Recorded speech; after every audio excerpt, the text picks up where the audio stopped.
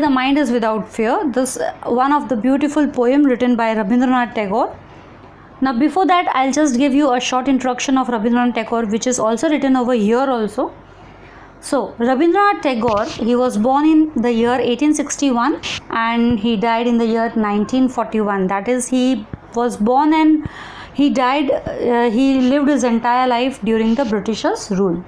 He was the author of Gitanjali and its profoundly sensitive, fresh and beautiful verse. He became the first non-European to win the Nobel Prize in Literature in 1913. Now Gitanjali is actually a compilation of 157 poems he has written. Gitanjali is a compilation of 157 poems, and it is because of this he has got Nobel Prize in Literature in the year 1913. And this Gitanjali, the collection of the poems are so sensitive, fresh and beautiful that you would love to read them and you would love to like flow in the poem. खो जाओगे उसमें पूरी तरह से, इस तरह की poems है उसकी. So he became the first non European. तो ये इंडिया वालों के लिए एक बहुत ही गर्व की बात थी कि एक पहला इंडियन है जिसको लिटरेचर में नोबेल प्राइज़ मिला है. And he was one such Indian and he has made us proud because of that. ये जो पोएम है उसकी, where the mind is without fear, ये एक पोएम भी उस गीतांजलि का ही एक हिस्सा है. ये पोएम भी गीतांजलि पोएट कॉम्पिलेशन का ही एक एंथोलॉजी का ही एक हिस्सा है. This poem is one of his vastly red. और ये पोएम बहुत रीड की गई थी एंड डिस्कस्ड पोएम, और बहुत ज़्यादा डिस्कशन भी हुआ है लोगों में इसके ऊपर. It was originally compose in Bengali and later he himself translated it into English. तो ओरिजिनली तो इन्होंने बंगाली में लिखी थी क्योंकि ये बंगाल में रहते थे, कोलकाता में उस वक्त. तो बंगाली में ही ज़्यादा करके इनका राइटअप्स वगैरह बंगाली में ही है. The poem is from his Nobel prize winning anthology Gitanjali. तो ये नोबेल प्राइज़ इनको गीतांजलि के लिए ही मिला था. Tagore lived during the time when India was ruled by the British, and in this poem, besides political freedom from the British, Tagore also appeals to God for social, educational and economic freedom for the people of India. और इस poem में जो political freedom में जो लड़ रहे थे उस वक्त ब्रिटिशर्स से, तो टैगोर जो है इस पोएम में पॉलिटिकल फ्रीडम की मांग तो कर ही रहे हैं, लेकिन साथ ही साथ ये एक प्रेयर भी है जो गॉड को अपील कर रही है कि इंडिया के लोगों को इन सभी चीज़ों से बचाए, इन सभी चीज़ों से फ्रीडम दिलाए, जैसे कि सोशल है, एजुकेशन एंड इकोनॉमिक फ्रीडम, इनसे भी सबसे फ्रीडम दिलाए. मतलब जो यहाँ पे जात पात चल रहा है और जो भी सोशल एविल्स है, ट्रेडिशंस है, एज ओल्ड ट्रेडिशंस जो हार्मफुल है, इन सब से भी छुटकारा दे. तो ये चाह रहे हैं रविंद्रनाथ टैगोर. तो इस पोएम के ज़रिए उन्होंने बताया है.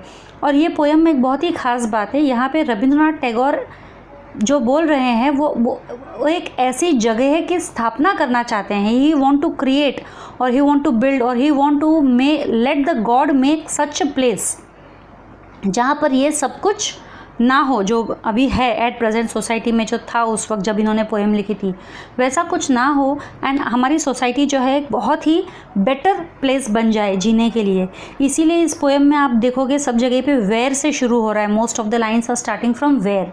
अब वेयर आप जैसे आप एडवर्ब्स करते हो तो वेयर मतलब क्या है? It denotes a place. It denotes a place. तो where the mind is without fear and the head is held high. तो अभी ये जो चाहते हैं, ये पूरी पोएम है, पहले मैं एक बार पूरी रीड आउट कर देती हूँ, फिर आपको लाइन बाय लाइन बताती हूँ. Where the mind is without fear and the head is held high, where knowledge is free, where the world has not been broken up into fragments by narrow domestic walls, where words come out from the depth of truth, where tireless striving stretches its arms towards perfection, where the clear stream of reason has not lost its way into the dreary desert sand of dead habit, where the mind is led forward by thee into ever widening thought and action, into that heaven of freedom, my father, let my country awake. तो इतना beautiful words इन्होंने लिखा है. और ये जो सोच है इनके इसके पीछे की, तो ये इतना ही चाहते हैं कि हम एक ऐसी जगह जाए या एक ऐसी जगह बनाए. गॉड को ये कह रहे हैं कि हमको एक ऐसी जगह लेके चलो जहाँ पर हम बिना डरे रह सके और जहाँ पर हमारा सर ऊंचा रहे. देखो अगर हम गुलाम हैं किसी के तो हमारा सर कभी भी ऊंचा नहीं होगा, हमारा सर नीचे ही होगा।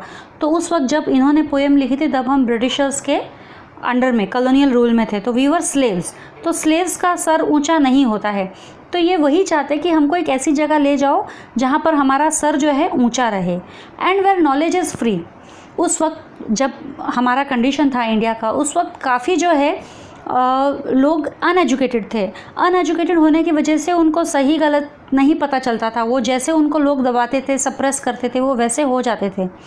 तो ये वही कहना चाहते हैं वेयर नॉलेज इज़ फ्री, यानी कि नॉलेज जो है इजीली एक्सेसिबल हो, किसी को कहीं जाना ना पड़े, नॉलेज इजीली उनको मिल जाए। And where the world has, क्योंकि जैसे ही आपको नॉलेज मिलेगा तब आपको सही गलत की पहचान होगी और आप सही दिशा करोगे, आप फाइट करोगे अपने हक के लिए। बिल्कुल ऐसा ही बाबा साहेब अम्बेडकर ने अपने जो दलित समाज हैं, जो उनके फॉलोअर्स हैं, उनकी कम्युनिटी है, उन लोगों को यही तो किया था कि आप पहले एजुकेट हो, फिर यूनाइट हो और फिर फाइट करो, है ना। You educate yourself, you unite yourself and then you fight. So this is the same thing what Rabindranath Tagore have told so many years back, where knowledge is free, where the world has not been broken up into fragments by narrow domestic walls। मतलब एक ऐसी दुनिया जहाँ पर जो हमारा world है, जो हमारी सोसाइटी है, वो नैरो डोमेस्टिक वॉल्स यानी कि कास्ट, क्रीड, रिलीजन, रेस, इन सब से बिल्कुल भी उसको कुछ फ़र्क ना पड़ता हो, सब एक समान हो वहाँ पर। तो ऐसे जगह पर हमें जाना है जहाँ पर वर्ल्ड इन टुकड़ों में ना बटा हो, हमारे लोग जो सोसाइटीज़ हैं इन टुकड़ों में ना बटी हो। Where words come from the depth of truth, और जहाँ पर इंसान एकदम सच्चा, इंसान के अंदर एकदम सच्चाई है, वो सच कहता है, ऑनेस्ट रहता है। So where words come out from the depth of truth, यानी कि उसमें वो सच्चाई है, वो कभी भी झूठ नहीं बोलेगा, कुछ चीट नहीं करेगा। Where tireless striving stretches its arm towards perfection, और जहाँ पर सभी लोग बहुत ही मेहनती हो और वो कंटिन्यूसली एफर्ट करते हैं अपने आप को और बेहतर बनाने के लिए, stretches its arm towards perfection, और बेहतर बनाने के लिए। Tireless striving means continuously working hard. Where the clear stream of reason has not lost its way into the dreary desert sand of dead habit। और ये भी कहना चाहते हैं कि हमारा जो आज का समाज है, उस वक्त जब उन्होंने पोएम लिखा था, ये तब की बात कर रहे हैं, ये पूरी तरह से सुपरस्टिशंस और नैरो माइंडेडनेस से भरा हुआ है, जात पात के चीज़ों में बटा हुआ है। तो ये सब चीज़ें जो हैं दकियानुसी, मैं बोल सकती हूँ इन चीज़ों को, दकियानुसी चीज़ें हैं। डेड हैबिट्स मतलब ओल्ड ट्रेडिशंस या कस्टम्स जो हार्मफुल हो सकते हैं, तो ये सब में बिल्कुल नहीं पढ़ते हैं। और वो जो है they were the clear stream of reason has not lost its way, मतलब अब वो खुद सोच सकते हैं। People are rational over there, people can think themselves what is right what is wrong, क्या सही है क्या गलत है, लोग खुद सोच सकते हैं। तो ये चीज़ है where the clear stream of reason, मतलब लोगों के दिमाग पर पर्दा नहीं पड़ा है, एकदम जो सही बात है वो सोच सकते हैं, और गलत है तो बता सकते हैं। जैसे पहले सतीता, हस्बैंड के डेथ पर वाइफ मर जाती है, तो ये रीज़न करते हैं कि क्यों मरना है, गॉड ने लाइफ दी है तो तुम उसकी लाइफ क्यों ले रहे हो। देन चाइल्ड इन्फेंटिसाइड, तो क्यों मारना है चाइल्ड को, वो गर्ल चाइल्ड है, उसको भी उतना ही हक है, गॉड ने उसको लाइफ दिया है, तो who are you to take away that life. Child marriage था, तो वो चाइल्ड मैरिज को भी कि क्यों इतनी जल्दी मैरिजेस करना है। और बहुत सारे ऐसे कस्टम्स थे, जैसे अभी भी हमारे काफ़ी ऐसे कस्टम्स है, बिल्ली रास्ता काट जाए तो हमको क्रॉस नहीं करना चाहिए, कांच टूट जाए, किसी को छींक आ जाए, तो ऐसे बहुत सारे कस्टम्स हम अभी भी कुछ लोग फॉलो करते हैं। तो ये एक तरह से डेड हैबिट्स है। We should always insist on scientific reason behind all this things, बाकी सब अपने अपने मन की बात होती है। Where the mind is lead forward bye thee, where the mind means people, mind यहाँ पे यूज़ हुआ है वर्ड पीपल के लिए। वेयर the mind is lead forward bye दी, जहाँ पर हमको आप लेके जा रहे हो, लेड फॉरवर्ड बाय दी, आप यानी गॉड, यहाँ पे ऑलमाइटी के लिए दी वर्ड यूज़ किया है। Into ever widening thought and action, और हम एक ऐसी दुनिया में जाएं जहाँ पर हमारा जो थॉट है या एक्शन है हमेशा बेहतर होता जाता है ना। Into ever widening thought and action, जो हमेशा हमारी सोच है या एक्शंस है, जो भी हम काम करते हैं वो बेटर होते जाते हैं। Into that heaven of freedom my father let my country awake, तो ये वही चाहते हैं कि इस हेवन ऑफ फ्रीडम में, जहाँ पर सब आज़ादी हो, जहाँ पर लोग सच बोलते हो, जहाँ पर कोई जात पात नहीं हो, जहाँ पर लोग सही गलत का फैसला कर सके, तो ऐसे हेवन ऑफ फ्रीडम में आप हमारी कंट्री को लेके जाइए, हमारे कंट्री के लोगों को जागरूक कीजिए। तो ये जो पोएम है बेसिकली रविंद्रनाथ टैगोर ने उन सभी सोशल वर्कर्स या फ्रीडम फाइटर्स को मोटिवेट करने के लिए लिखी है कि वो जो अभी जो लड़ाई लड़ रहे हैं फ्रीडम के लिए, वो तो लड़े ही, फ्रीडम के लिए तो लड़ाई लड़े ही, साथ साथ में ये जो सोशल एविल्स है उनसे भी लड़े। तो this is basically the meaning, hidden meaning behind this poem. तो लेट्स लर्न। यहाँ पे कुछ मीनिंग्स दिए हुए हैं नीचे। Narrow domestic walls, division on the basis of religion, caste, class, ये तो मैंने आपको ऊपर बता ही दिया था। Tireless striving means continuous efforts and struggle. Stretches its arms मतलब aims at achieving a goal, मतलब एक हमारा एक एम होता है, हमको कुछ हासिल करना है, कुछ पाना है, तो stretches its arm towards perfection, तो वो परफेक्शन के लिए एम करते हैं ऊपर। Dead habits, old tradition, rituals and customs that are harmful. Ever widening, forever broadening one's outlook, मतलब हमेशा अपना सोच और एक्शन जो है बेहतर करना है, ब्रॉड करना है। And then haven of freedom, condition of total freedom of good thoughts, good words and good deeds while respecting those of others. All the world's a stage. William Shakespeare, born in the year 1564 and died in the year 1616, वो एक English poet थे, playwright, actor भी थे, widely regarded as the greatest writer in the English language. English language में उनसे बड़ा writer और कोई हुआ ही नहीं है। और वर्ल्ड के वो प्रोमिनेंट ड्रामेटिस्ट भी है, यानी कि जितने प्लेस उनके प्ले किए जाते हैं, उनके लिखे हुए प्लेस को जो प्ले किए जाते हैं, उतने किसी के भी प्लेस नहीं प्ले किए जाते हैं। He is often called England's national poet, England के नेशनल पोएट के नाम से भी जाने जाते हैं, and the bard of Avon भी जाने जाते हैं। This poem is taken from his play as you like it. उनके एक जो प्ले उन्होंने जो लिखा है एज यू लाइक इट, उसके अंदर ये एक कैरेक्टर है जैकस करके, ट्रैवलर होता है जो, और वो ये एज यू लाइक इट में ये वाला गाना all the world's a stage वो गा रहा है, वो ये पोएट्री गा रहा है। ये एक मोनोलॉग है, कंप्लीटली वो ही गा रहा है। और इस पोएम में here he compares the world to a stage where the drama of human life is enacted. और इस पूरे वर्ल्ड को एक स्टेज माना जाता है, और यहाँ पे ह्यूमन लाइफ का ड्रामा जो है, ह्यूमन लाइफ किस तरह से शुरू होती है, किस तरह से एंड होती है, उसके बारे में ड्रामा के रूप में बताया गया है। तो मॉरल जो हम बोल सकते हैं, या फिर सेंट्रल आइडिया जो हम बोल सकते हैं, वो ये है कि शेक्सपियर ने लाइफ को स्टेज के साथ कंपेयर किया है। उन्होंने हमारी लाइफ को 7 स्टेजेस में डिवाइड किया है, जिसमें हर स्टेज की अपनी खुद की क्वालिटीज है, उस खुद के फीचर्स हैं। और ये जो थीम है इस पोएम का, वो एक साइकिल ऑफ लाइफ के रूप में बताया गया है। और ये बताना चाहते हैं कि किस तरह से एक इंसान अपने लाइफ की शुरुआत करता है एज एन इन्फेंट, मतलब जब बच्चा पैदा होता है एज एन इन्फेंट, कितना हेल्पलेस होता है, कुछ उसे समझ नहीं आता है, एकदम इनोसेंस होता है। और जैसे वो पैदा होता है, जो उसके क्वालिटीज है, बिल्कुल उसी तरीके से जब वो एकदम ओल्ड एज में पहुंच जाता है, 80+ में पहुंच जाता है, तो वापस से बिल्कुल ऐसी ही कंडीशन, सिचुएशन उसकी हो जाती है।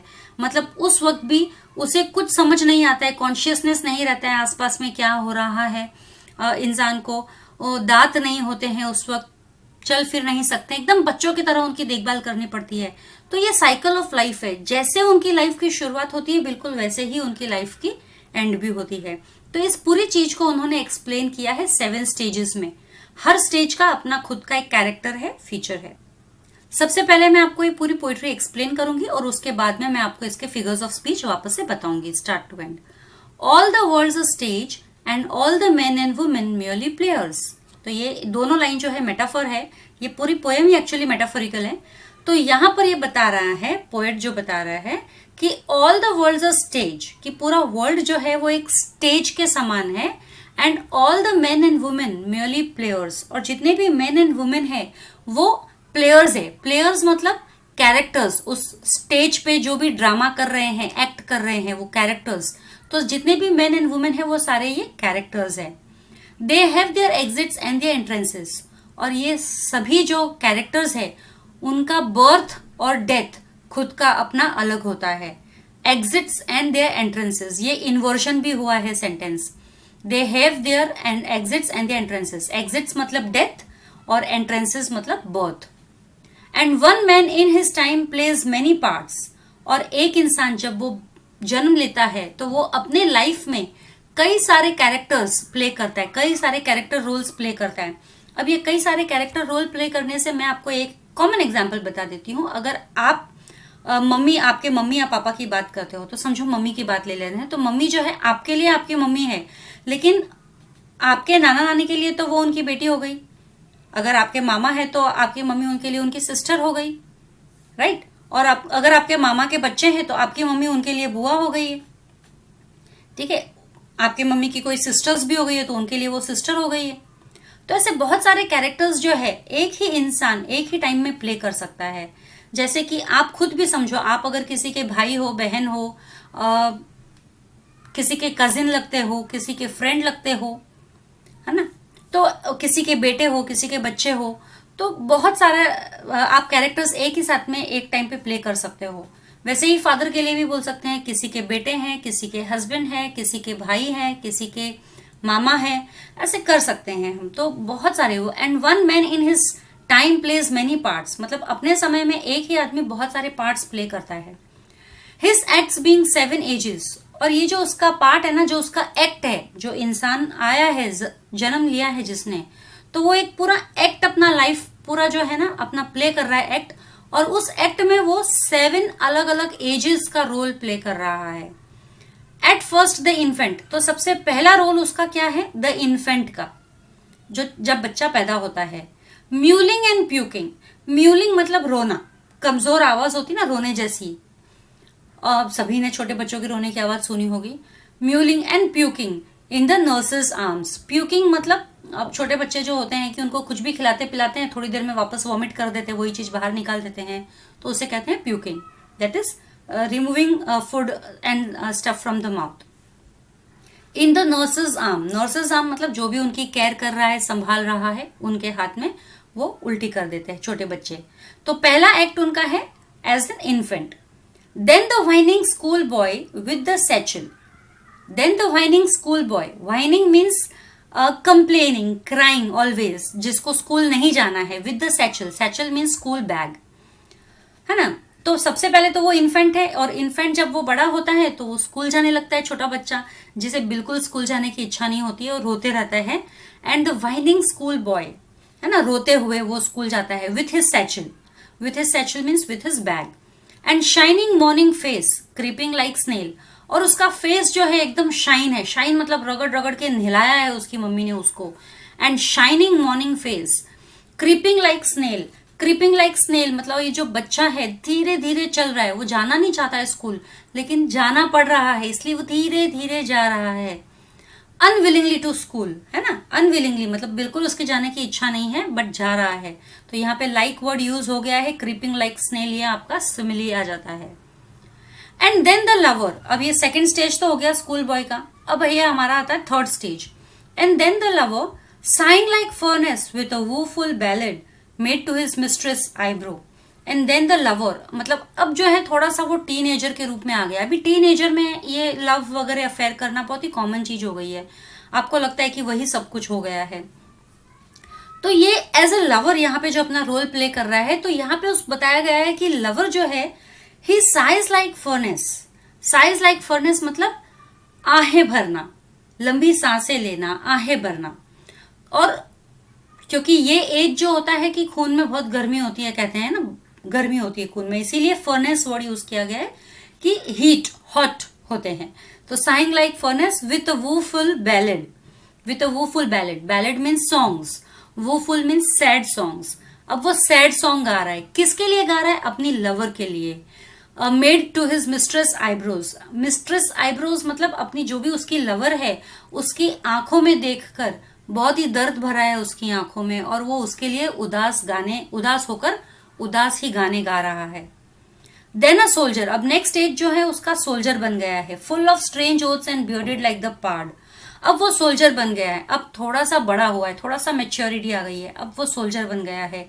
और सोल्जर अगर बन गया तो कस्में वादे बहुत सारे होते हैं, वैसे फुल ऑफ स्ट्रेंज ओथ्स, कस्में खाने लगते हैं। एंड बियर्डेड लाइक द पार्ड, और बिल्कुल भी एक लेपर्ड की तरह है, पार्ड यहाँ पे मीन्स लेपर्ड, पूरे लेपर्ड की तरह है, लेपर्ड की तरह दिखता है, अपने आप को उसने वैसा बना लिया है। जेलस इन ऑनर, और वो हर एक चीज को नोटिस करता है कि कौन उसके लिए क्या कह रहा है, कौन उसको कितनी इंपॉर्टेंस दे रहा है। Sudden and quick in quarrel, और अगर उसको कोई बात गलत लग रही है तो वो इमीडिएटली बोल देगा कि ये चीज गलत है, इसे ऐसा नहीं होना चाहिए। सीकिंग द बबल रेप्यूटेशन, मतलब इमीडिएटली वो आग बबूला हो जाएगा अगर कोई उसके सामने कुछ गलत हो रहा है, तो बहुत जोश रहता है इस एज में। तो इसीलिए कहा गया then a soldier full of strange oaths and bearded like the part, jealous in honor, sudden and quick in quarrel, seeking the bubble reputation। ये एडल्टहुड जो बोलते हैं, ये वो पार्ट आ गया है।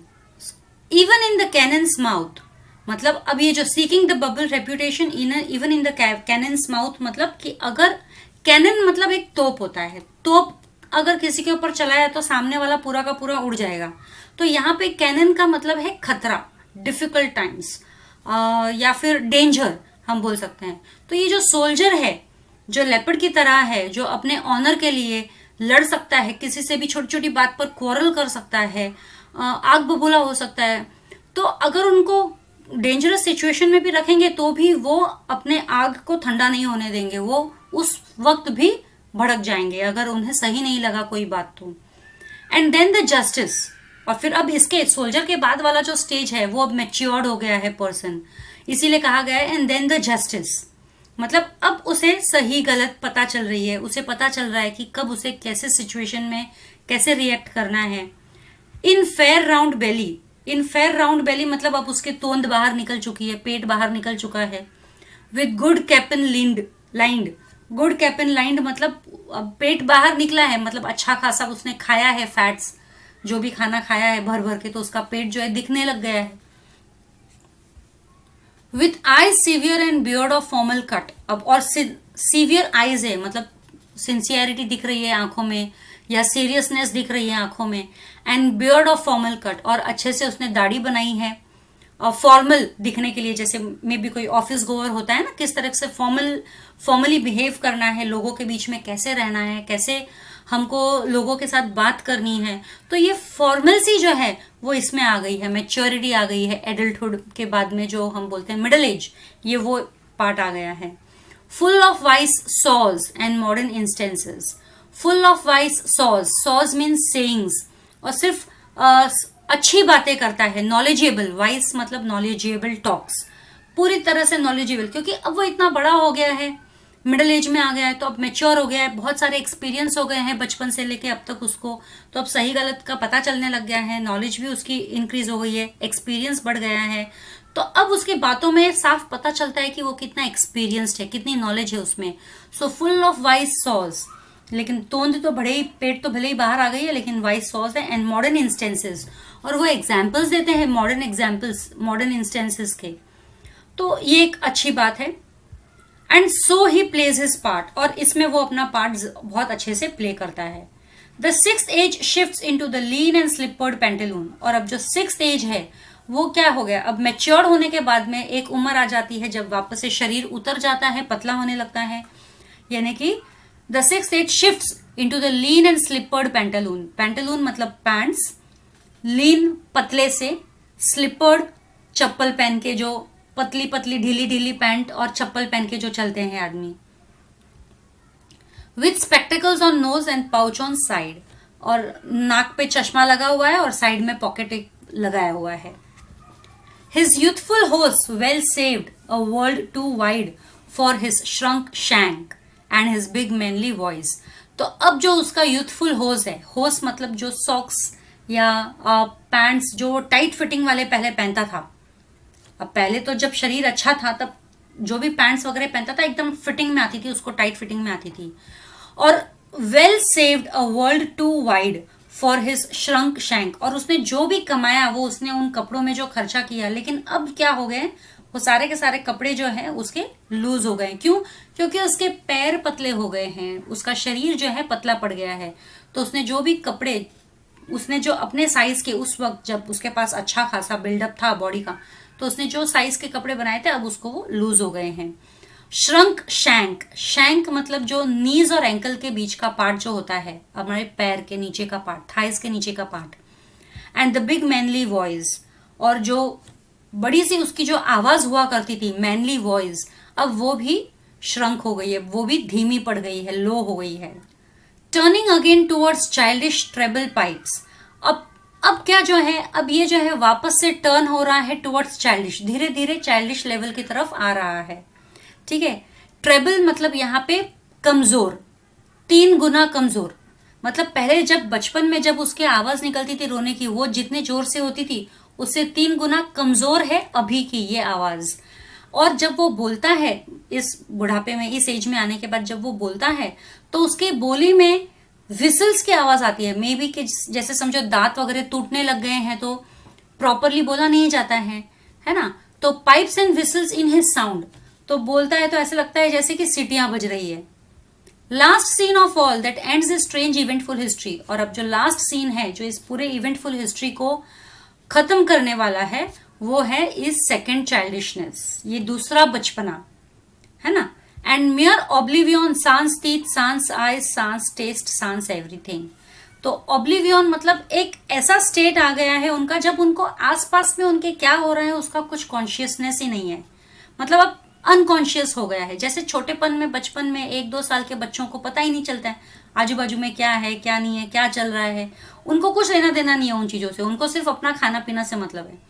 तो वैसे ही ये जो सेकेंड चाइल्डिशनेस है, जब मुंह से आवाज नहीं निकल पाती है, तो ये जो है ऑब्लिवियन हो गया है, एक ऐसा स्टेट हो गया है जब उनको कुछ नहीं पता चलता आजू बाजू में क्या हो रहा है। और अब जो है उनके दांत भी नहीं रहे, सैंस मतलब विदाउट, ठीक है, अब दांत नहीं रहे, आंखें भी कमजोर हो गई है या नहीं के बराबर है, टेस्ट नहीं आता है कोई भी चीज खाने में, और कुछ भी चीज समझो उनको नहीं समझ आता है या नहीं है उनके पास में। तो ये मेरा पोएम तो यहाँ खत्म हो गया।